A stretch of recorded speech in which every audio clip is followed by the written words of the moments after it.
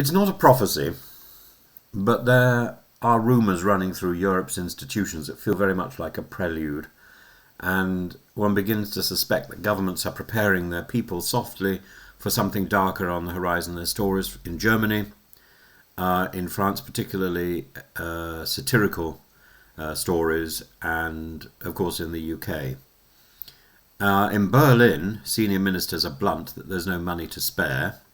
Defence, not research, will take priority, and universities are being warned that their budgets for science, innovation and academic life are being raided in order to build a defence industry. Tanks, drones, ammunition stockpiles. In effect, Germany is dismantling part of its knowledge economy to fund preparations for a possible war in 2026 or 2027. This is not the rhetoric of peace through dialogue, it's about rearmament at the expense of the classroom. And in France, there's an extraordinary letter from the French Ministry of Health to regional health agencies ordering hospitals to prepare for war by March 2026.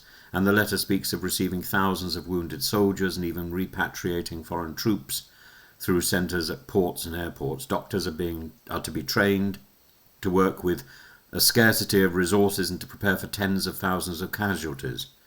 The health minister doesn't deny it. To the BFM TV, she has admitted with bureaucratic understatement that it's entirely normal for a country to anticipate crises. When one reads those words, one hears the quiet rustle of mobilisation. In London, the signs are more macabre. The Home Office has quietly awarded contracts for what it calls a mass fatality capability resilience storage framework, translated emergency morgues. Coronavirus-style Nightingale tents capable of holding 700 bodies are being procured.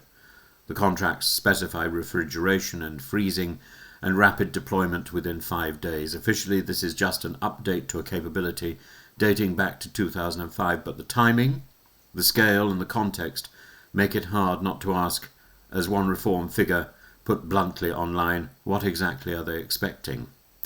Each story alone could be explained away as routine planning. Taken together, France's hospital instructions, Germany's budgetary reallocation, Britain's tented morgues, they suggest that Europe is bracing itself. Governments are not predicting Armageddon, but they are quietly reconfiguring civilian life around the possibility of mass military conflict within a year or two. This is not prophecy, this is prudence, but prudence on this scale, I think, is a warning.